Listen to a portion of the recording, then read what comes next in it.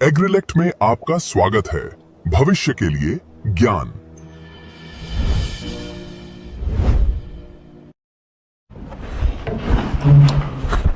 नमस्कार दोस्तों, मेरा नाम है तरुण और स्वागत है आपका मेरे एग्रीलेक्ट चैनल पे।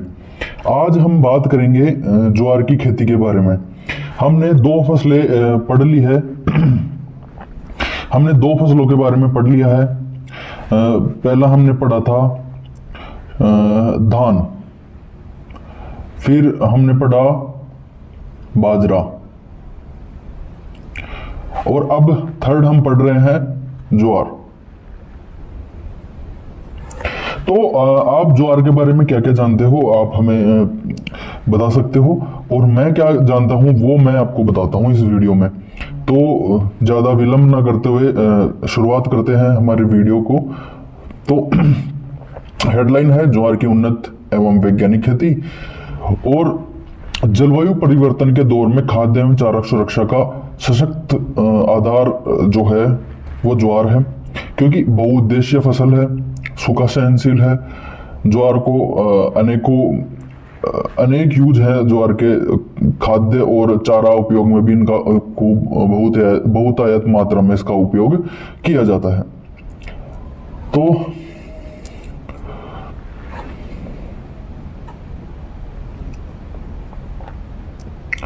प्रस्तावना, बहुउद्देश्य कैमल क्रॉप, इसे कैमल क्रॉप भी कहते हैं। ये एग्जाम में आता है, तो एग्रीकल्चर स्टूडेंट्स ध्यान रखें कि कैमल क्रॉप किसे कहते हैं। कैमल क्रॉप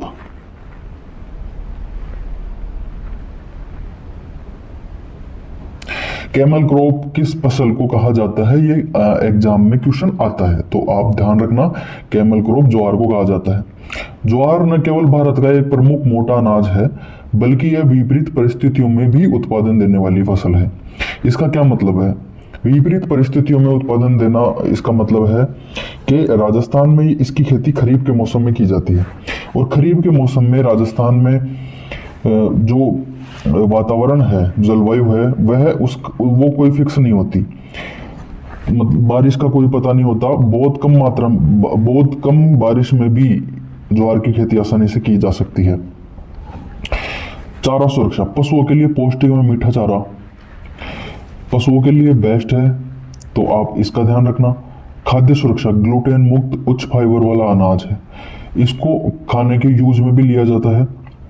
ग्लूटेन मुक्त अनाज है। आपको पता होगा कि ग्लूटेन गेहूं में पाया जाता है, और अगर कोई मधुमेह रोगी है तो उसे गेहूं का जो आटा है वो खाने के लिए मना किया जाता है। फिर बाजरा और मक्का, ज्वार, इनका जो मिक्स जो अनाज है वो करके उसको खाया जाता है। थर्ड है न्यूनतम वर्षा में भी जीवित रहने की अद्भुत क्षमता है। वो ये मैंने आपको अभी बताया कि न्यूनतम वर्षा, बहुत कम वर्षा में भी यह जीवित रह सकती है, इसलिए इसे कैमल क्रॉप कहा जाता है।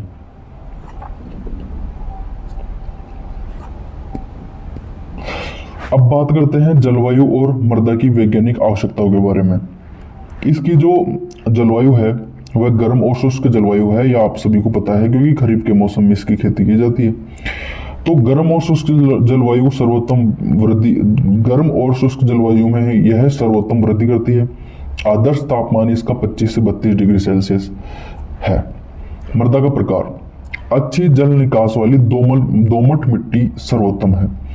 अच्छी जल निकास वाली दोमट मिट्टी इसके लिए सर्वोत्तम है।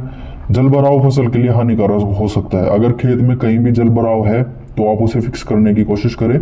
किसान भाई ध्यान रखें, खेत में कहीं भी आपके जलभराव है तो वो फसल को नुकसान पहुंचाता है।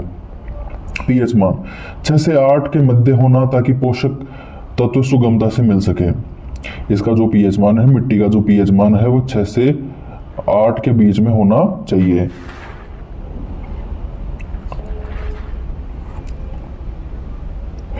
अब हम बात करते हैं भूमि की तैयारी और खाद प्रबंधन के बारे में। देखिए, भूमि की तैयारी हमें कैसे करनी चाहिए। भूमि की तैयारी अगर हमें करना है तो 2 से 3 बार आप मिट्टी की गहरी जुताई कर सकते हो। और जुताई करते समय जो खरपतवार है, जो खेत में खरपतवार थे, वो आप उनको पूरी तरह खेत से हटाकर एक साइड में इकट्ठे कर सकते हो, उनको खेत से हटा सकते हो। गोबर की खाद की बात करें तो जुताई के जो आप 2 से 3 जुताई करोगे, ये मैंने आपको बताया, लेकिन जब जुताई के अंतिम चरण में जब आप पहुंचोगे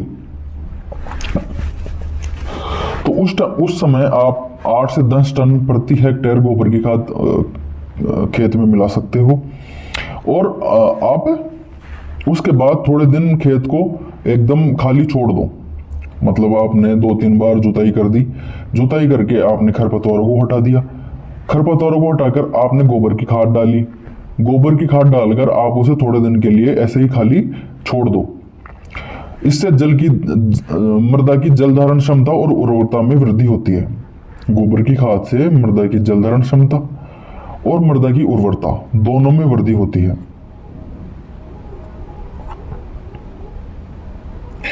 अब हम बात करते हैं ज्वार की उन्नत किस्मों के बारे में। देखिए, अगर आपको दोहरी जो वैरायटी है वो लेनी है, जिसमें चारा और अनाज, अगर ये आपको दोनों लेने हैं तो आप CSV 15, CSS 14, CSV 20 ये वेराइटीज आप ले सकते हो। इससे उपज भी अधिक प्राप्त होती है और ये मध्यम अवधि की फसलें हैं। वापस बता देता हूं, CSH 14, CSV 15, CSV 20। आप अपने आसपास में आपको कोई भी खाद बीज भंडार की दुकान पे आपको ये वेराइटीज आपको मिल जाएगी, या आप अपने जो निकटतम जो कृषि विज्ञान केंद्र है आप वहां जाके भी ये वेराइटीज प्राप्त कर सकते हो। अगर आपको केवल पशु चारा ही लेना है, पशु चारे के लिए ही ज्वार की खेती करना है, तो आप MP चरी और पूसा चरी या 2 वेराइटीज आप लगा सकते हो।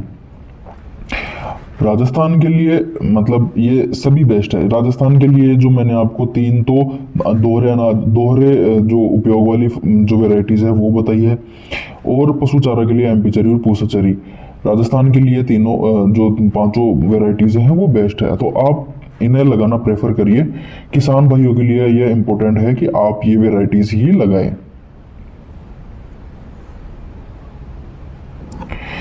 बुआई प्रबंधन एवं बीज उपचार। बीज उपचार के बारे में मैंने आपको शुरू से बताया है कि आपको बीज उपचार करना चाहिए, और बीज उपचार किस तरीके से करना चाहिए वो मैंने आपको पिछले दोनों वीडियो में बताया है। अगर आपको सीड ट्रीटमेंट करना नहीं है तब बीज जो उपचार है वो आप मुझसे सीख सकते हैं, पिछले वीडियोस में मैंने बताया है। और अगर आपको फिर भी अगर इस पे वीडियो चाहिए तो भी मैं आपको इस पे एक अलग से वीडियो बना के डाल दूंगा, तो कमेंट करके आप मुझे बता सकते हो। बुआई से पूर्व बीज उपचार अनिवार्य कदम है, ये मैंने आपको शुरुआत में बताया, क्योंकि अनेकों जो बीमारियां होती है वो ना बीज जनित होती है। अनेकों जो बीमारियां हैं वो बीज जनित होती है। अगर आपने सीड ट्रीटमेंट किया तो जो 80% जो बीमारियां हैं वो आपकी अपने आप ही हट जाएगी। बीज जो ट्रीटमेंट है, सीड ट्रीटमेंट है, वो क्यों करते हैं? क्योंकि बीज के चारों तरफ जो फंगस भी लगी होती है ना, वो भी जो सीड ट्रीटमेंट करेंगे वो भी हट जाएगी। तो आप नमक का घोल वाला और जो अलग से फफूंदनाशी और जैव उर्वरक है आप उसका उपयोग कर सकते हैं, जिसमें एजोस्पेरिलियम है, आप उसका उपयोग करें। बुआई का जो समय है, एक तो आप जून जुलाई जो खरीफ का मौसम है, और एक रबी में भी इसकी खेती होती है जो सितंबर अक्टूबर में होती है।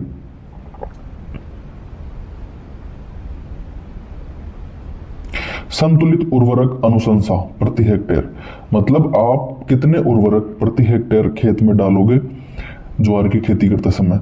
गोबर की खाद मैंने आपको बताया कि आप 8 से 10 टन प्रति केजी 8 से 10 टन जो है वो प्रति हेक्टेयर आप लगा सकते हो बुआई से 15 से 20 दिन पहले, या 1 महीने पहले। आप मान लो कि बुआई से 30 दिन पहले आपको गोबर की खाद जो है वो खेत में डालना है। नाइट्रोजन 80 से 100 केजी नाइट्रोजन आपको यह 2 बार डालना है, बुआई के समय और उसकी बुआई के 30 दिन बाद में। एक तो आप बुआई के समय 30 जो केजी है वो डालोगे, और एक आप बुआई के 30 दिन बाद में वो डालोगे। आधा आधा आप बांट सकते हो। सपोज आप 40 किलो अगर आप नाइट्रोजन दे रहे हो तो 80 किलो अगर आप नाइट्रोजन दे रहे हो तो आप बुआई के समय 40 केजी और बुआई के 30 दिन बाद में 40 केजी, ऐसे करके आप डाल सकते हो, कोई दिक्कत नहीं है। फास्फोरस 40 से 50 केजी फास्फोरस बुआई के समय हम इसे देंगे। पोटास 30 से 40 केजी, ये भी बुआई के समय। मतलब आप 40 केजी फास्फोरस, 30 किलो पोटास और 40 केजी नाइट्रोजन बुआई के समय बीज के साथ दोगे। ये आपको समझ आ गया होगा।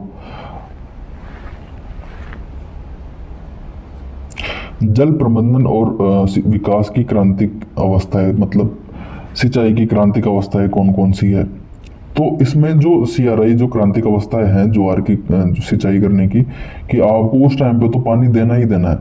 तो एक तो है फूल आने की अवस्था, एक पहली जो आपकी अवस्था है वो है फूल आने की अवस्था। दूसरा है दाना भरने की जो अवस्था है, दूधी अवस्था, उसमें आपको सिंचाई करना बहुत आवश्यक है।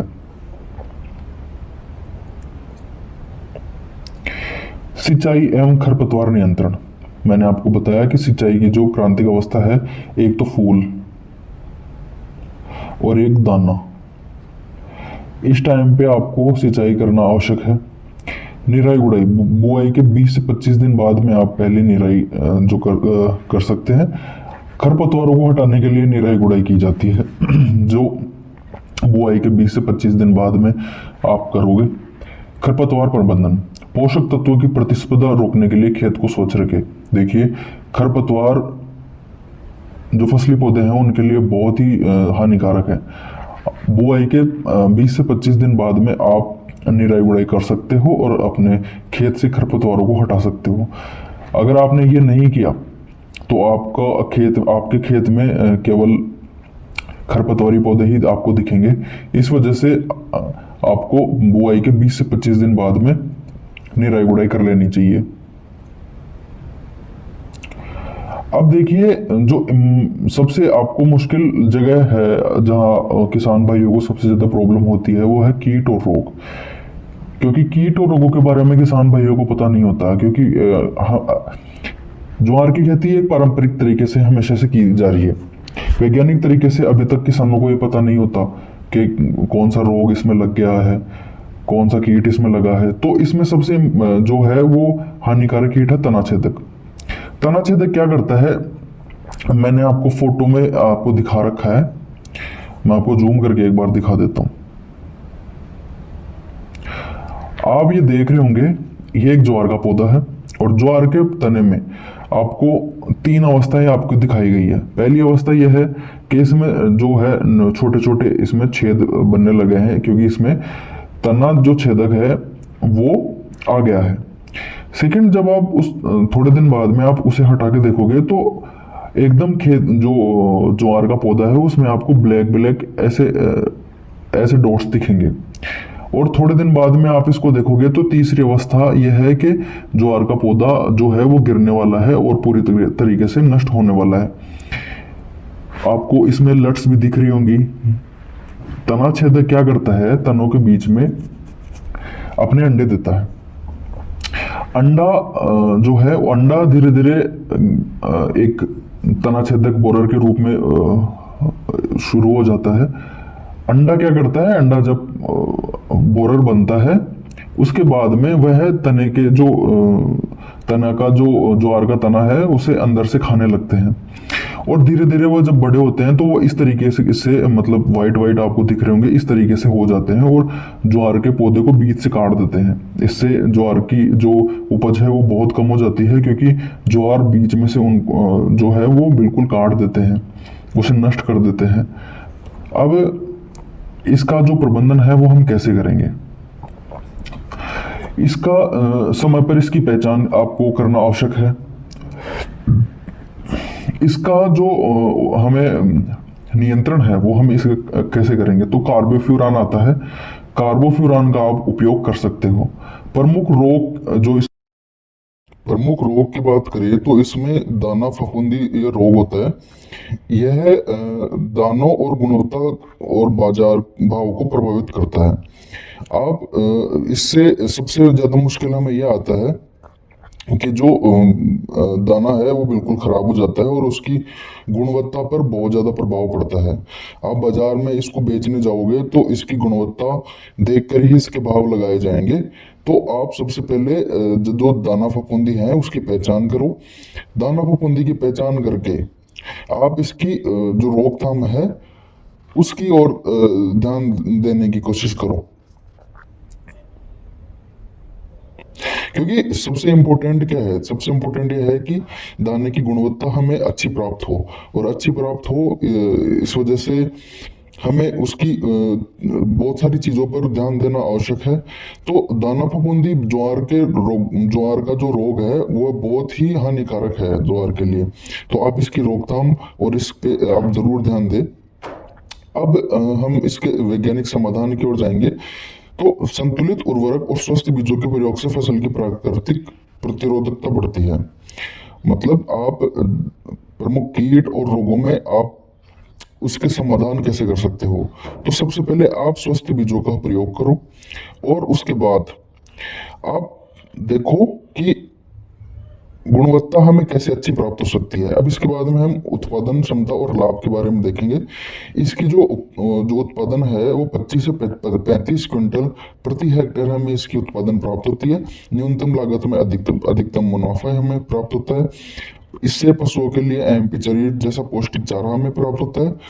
अनाज में उच्च खनिज तत्व आयरन जिंक, ज्वार में आयरन और जिंक अधिक मात्रा में होते हैं, और हमें अनाज में उच्च खनिज तत्व जो है वो प्राप्त होता है।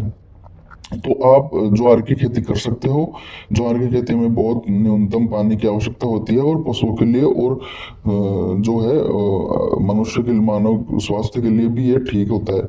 बाजार में भी उसका भाव अच्छा होता है, तो आप इसकी जो है खेती कर सकते हो। और निष्कर्ष एवं संवाद, ज्वार की खेती न केवल किसान की आय बढ़ाती है बल्कि पशुधन विकास में भी यह सहायक है। वो देख लिया होगा कि आपने, उन्नत बीज और संतुलित पोषण ही सफलता का मूल मंत्र है। आप उन्नत बीज लगाओ और संतुलित पोषण दो, तो यह अच्छी इसकी उत्पादन हमें प्राप्त होगी और गुणवत्ता युक्त जो है अनाज हमें प्राप्त होगा।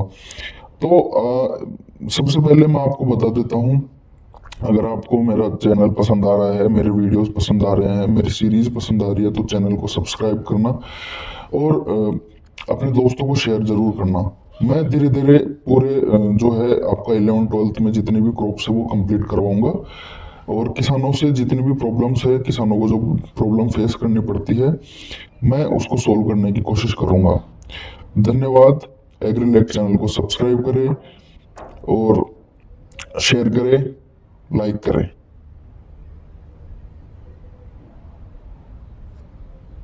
धन्यवाद।